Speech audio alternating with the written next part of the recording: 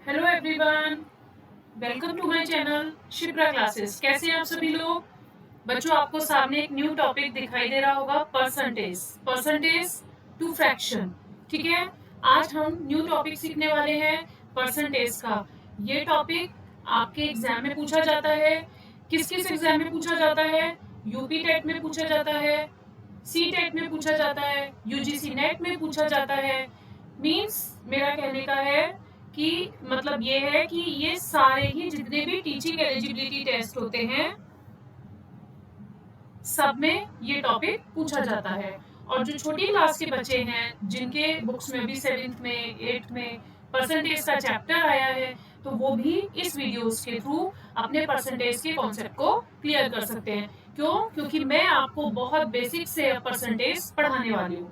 तो आपने देखा होगा, मैंने टाइम एंड वर्क का आपको बहुत सारे क्वेश्चंस कराए। पाइप्स एंड सिस्टम्स के कॉन्सेप्ट्स ज्यादा एग्जाम में कम पूछे जाते हैं, तो जो बेसिक 2-3 मेथड थे वो मैंने आपको करा दिए। अगर आपका सामने से कोई क्वेरी है, सामने से कोई क्वेश्चन है, तो प्लीज आप मुझे बताइएगा। मैं आपके उस क्वेश्चन को भी हेल्प करने में आपकी क्वेश्चन को सॉल्व करने में आपकी हेल्प करूंगी। ठीक है, तो चलिए स्टार्ट करते हैं हम अपना आज का new topic, percentage. Copy pen लेके बैठिएगा बच्चों। हम जो आज सीखने वाले हैं वो है परसेंटेज। किसकी तैयारी कर रहे हैं हम? वैसे तो हम मेन तैयारी किसकी कर रहे हैं? यूपी टेट की, जो 2026 में भी आपका पेपर होने वाला है। तो उसके लिए यूपी टेट की अगर आप तैयारी कर रहे हैं, उसके लिए ये वीडियो इम्पोर्टेंट है। अगर आप यूजीसी नेट की तैयारी कर रहे हैं, तो उसके लिए ये टॉपिक इम्पोर्टेंट है। क्यों? क्योंकि ये टॉपिक यूजीसी नेट में भी परसेंटेज से रिलेटेड जो डेटा इंटरप्रिटेशन के क्वेश्चन पूछे जाते हैं, उसमें भी परसेंटेज के डेटा इंटरप्रिटेशन आते हैं, तो उसमें आपको बहुत हेल्प करेगा। नेक्स्ट, ये सी टेट में आपके काम आएगा, जो अपकमिंग आपका सी टेट एग्जाम होने वाला है। अभी आपका जुलाई अगस्त में यू टेट का एग्जाम होने वाला है। मीन्स आप कोई भी एग्जाम में बैठिए, परसेंटेज एक ऐसा टॉपिक है बच्चों जो हर एग्जाम में पूछा जाता है और आपके डेली यूज में भी आपको हेल्प करेगा। सबसे पहले तो छोटे छोटे बच्चे होते हैं ना, वो क्या कहते हैं कि मम्मा मेरे इतने नंबर आए, मेरे इसमें इतने नंबर आए, मेरी कितनी परसेंटेज आई। उन्हें पता ही नहीं होता हम परसेंटेज कैसे निकालते हैं। तो वो क्या है, मम्मा से पापा से पूछते हैं कि हमारी आप परसेंटेज निकाल के बताओ ना, हमारे कितने परसेंट नंबर आए। तो एक डेली लाइफ में भी आपका परसेंटेज का बहुत रोल होता है। हम अटेंडेंस निकालते हैं, स्कूल में टीचर्स अटेंडेंस निकालती है ना, तो उसमें क्या होता है, बच्चों की परसेंटेज निकालती है कि ऑल इन ऑल 100 में से कितने बच्चे प्रेजेंट रहे, है ना। तो ये सब चीजें क्या होती हैं बच्चों, आपको डेली लाइफ में हेल्प करती हैं, तो इसलिए परसेंटेज का टॉपिक बहुत इंपॉर्टेंट रोल प्ले करता है। तो स्टार्ट करें हम अपना आज का टॉपिक, परसेंटेज। ठीक है, देखिए आपको ये जो लिस्ट दिख रही है, आप सोच रहे होंगे पता नहीं क्या तो है। मैं आपको समझाती हूँ ये क्या है। ठीक है बेटा, देखिए वन जो होता है ना, वन को हम हमेशा 100% के इक्वल लेते हैं, ये बात आपको ध्यान रखनी है। ठीक है, वन को हमेशा हम 100% के इक्वल लेते हैं। अब अगर हम हाफ की बात करें, तो हाफ को किसके इक्वल लेंगे? फिर हम 50% के इक्वल, क्योंकि वन का हाफ क्या हो गया? 50%। ठीक है, 100% का हाफ क्या हो गया? 50%। मीन्स वन का हाफ क्या हो गया? हाफ। ठीक है, आप देखिए ये ना आपको कुछ याद रखने पड़ेंगे टर्म्स। जैसे 1/3 है, तो 1/3 को अगर हम परसेंटेज में बोलते हैं, तो हम क्या बोलते हैं? 33 होल 1/3%। तो ये क्या है, आपको याद रखने पड़ेंगे। अब ये कैसे आया? 1/3 से 33 होल 1/3 परसेंटेज कैसे आया? जब मुझे 1/3 को परसेंटेज में चेंज करना होगा, तो मैं उसे करूंगी 100 से मल्टीप्लाई। तो अब मैं क्या करूंगी? 3 से 100 को 100 1 जा 100, 100/3। अब 3 से क्या करेंगे? 100 को डिवाइड, 3 3 जा 9, माइनस करा 10 आया, 3 3 जा 9, माइनस करा 1 आया, तो 33 होल 1/3। तो ये हो गया ना आपका 1/3 को आप क्या लिख सकते हो? 33 होल 1/3%। अब इस तरीके से 1/4 को हम लिख सकते हैं 25%, 1/5 को हम लिख सकते हैं 20%। कैसे? 1/5 को 20% लिखने के लिए, परसेंटेज में कन्वर्ट करने के लिए आपको 100 से मल्टीप्लाई करना होता है। तो 5 2 10 और 0, तो कितना आ गया? 20%। तो इस तरीके से ये जो लिस्ट आपके सामने है, ये आपको याद करनी पड़ेगी या आपको सॉल्व करनी आनी चाहिए। दोनों में से एक काम आपको करना होगा बच्चों। अब जैसे 1/7 है, तो 1/7 को या तो मैं लिखूंगी 14 होल 2/7%, 14 होल 2/7%, नहीं तो मैं 2/7 को क्या लिख सकती हूँ, 14.28%। 7 से 2 को डिवाइड करूंगी तो 0.28 आ जाएगा। ठीक है, तो ये मैंने एक लिस्ट आप लोगों के लिए बनाई है जो आपको एग्जाम में बहुत हेल्प करेगी, क्योंकि कई बार ऐसे डायरेक्ट क्वेश्चन पूछ लेंगे 4/5 हाउ मेनी परसेंट इन 4/5, तो वो क्या हो जाएगा 80%, है ना।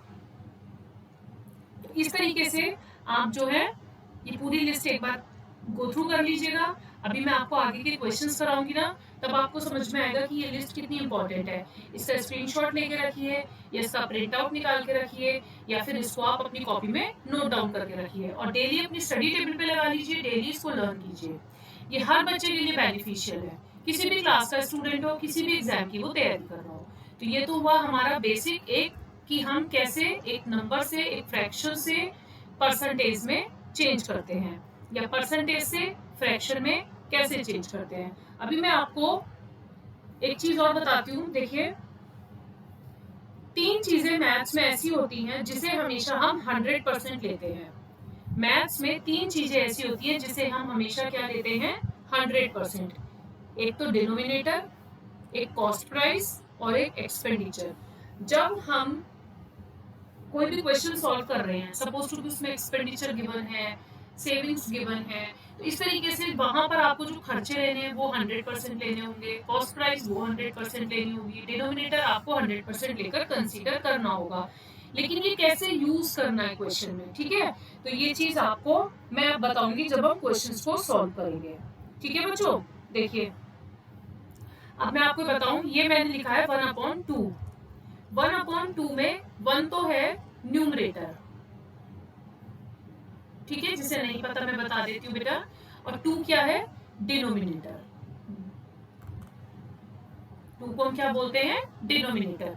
अब हिंदी में अगर हम बात करें, कुछ बच्चे ऐसे होंगे जो हिंदी में पढ़ना चाहेंगे, तो उसको हम कहते हैं अंश, न्यूमरेटर को, और डिनोमिनेटर को हम कहते हैं हर। ठीक है,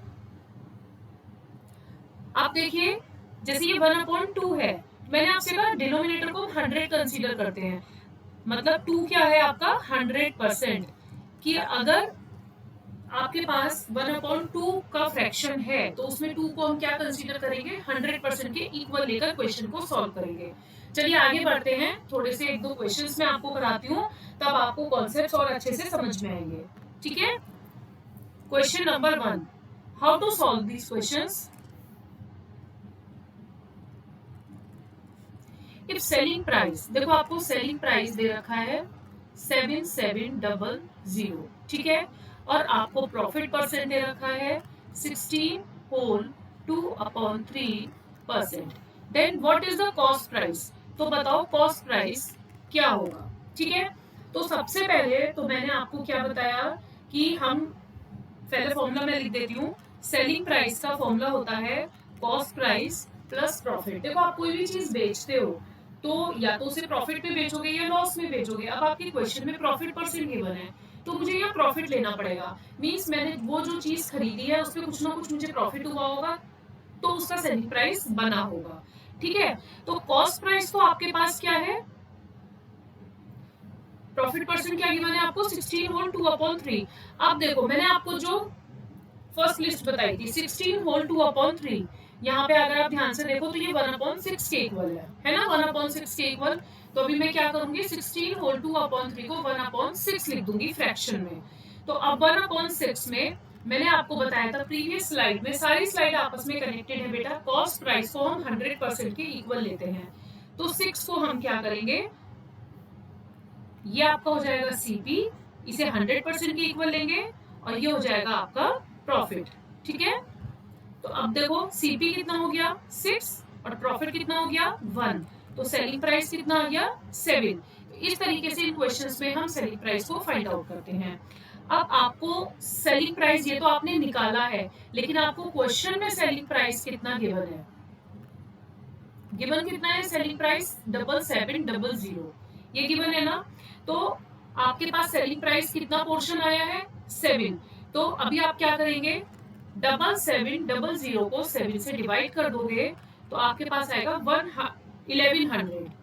तो आपके पास सेलिंग प्राइस कितना आ गया, एक पोर्शन का 7 पोर्शन का आपको 7700 दे रखा था, 1 पोर्शन का सेलिंग प्राइस हमने निकाला तो 1100 आया। अभी अगर हम कॉस्ट प्राइस निकालते हैं 6 क्या है कॉस्ट प्राइस, 6 इंटू 1100 तो 6600 आपका कॉस्ट प्राइस हो जाएगा। और 1 जो है 1 पोर्शन किसके इक्वल है प्रॉफिट के, तो वो आपका 1100 हो जाएगा, वो हो जाएगा आपका प्रॉफिट। तो इस तरीके से आप क्वेश्चन को सॉल्व कर सकते हो। हम डायरेक्ट फॉर्मूले से भी बेटा इसे सॉल्व कर सकते हैं, लेकिन मैंने आपको एक इजी मेथड सिखाया है जो बहुत कम आपको ये मेथड देखने को मिलेगा। सेलिंग प्राइस गिवन था, प्रॉफिट परसेंट गिवन था और आपको सीपी निकालना था। ठीक है, अब डायरेक्ट फॉर्मूले से भी मैं आपको बताऊंगी, लेकिन पहले आप इस मेथड को सीखिए। 16 होल 2/3% को मैं क्या लिख सकती हूँ 1/6, जिसमें कि जो नीचे का पोर्शन होता है वो कॉस्ट प्राइस को कंसीडर करते हैं और ऊपर का पोर्शन को प्रॉफिट लेते हैं। कॉस्ट प्राइस आपको निकालना है, ये आपको रेशियो में निकला है 1/6, ये आपको वैल्यू नहीं निकली है कि आप कह दो कि कॉस्ट प्राइस फाइंड आउट करना था, कॉस्ट प्राइस आप 6 लिख दो। नो, आपको सेलिंग प्राइस निकालना पड़ेगा। सेलिंग प्राइस टोटल कितना हो जाएगा 6 + 1 7, तो 7 किसके इक्वल हो गया 7700 के, क्योंकि सेलिंग प्राइस आपको 7700 गिवन है। तो इससे आप जब डिवाइड करोगे तो आपको 1 की वैल्यू पता चल जाएगी, मींस आपको प्रॉफिट पता चल जाएगा। 6 से मल्टीप्लाई करोगे तो आपको मिल जाएगा आपका सीपी। तो इस तरीके से आपको सीपी कितना मिला 6600। तो इन क्वेश्चंस को इस तरीके से आपको सॉल्व किया जाता है, इन क्वेश्चन को आप इस तरीके से सॉल्व कर देते हो। ठीक है, आप देखो नेक्स्ट क्वेश्चन क्या है। नेक्स्ट क्वेश्चन है if we add 16 whole 2/3 of a number in itself. ठीक है, यहाँ पे परसेंटेज है बेटा, यहाँ पर परसेंटेज लगानी है। तो ये आपको 16, मैंने आपको क्या बताया, सॉल्यूशन स्टार्ट करते हैं। मैंने आपको बताया 16 होल 2/3 परसेंटेज को किसके इक्वल लेते हैं 1/6 के। देखो जब आप क्वेश्चन सॉल्व करोगे ना तो आपको फ्रैक्शंस अपने आप लर्न हो जाएंगे। Of a number in itself then we get 7700। मतलब अगर आप किसी नंबर में उसका 16 होल 2/3% ऐड करते हो तो आपको मिलता है 7700। अब देखो अकॉर्डिंग टू क्वेश्चन क्या है, नंबर आपको दिया है 6 एंड 6 का अगर मैं लिखूं 16 whole 2/3% equal 1, means 6 + 1 is equals to 7। तो जो गिवन है वो क्या गिवन है 7 गिवन है 7700 के। ठीक है, तो 1 यूनिट तो आपकी आई 1100 के, 7700 को 7 से डिवाइड करोगे तो 6 यूनिट आपकी हो जाएगी 6 इंटू 1100 के 6600, और 7 यूनिट आपकी क्या हो गई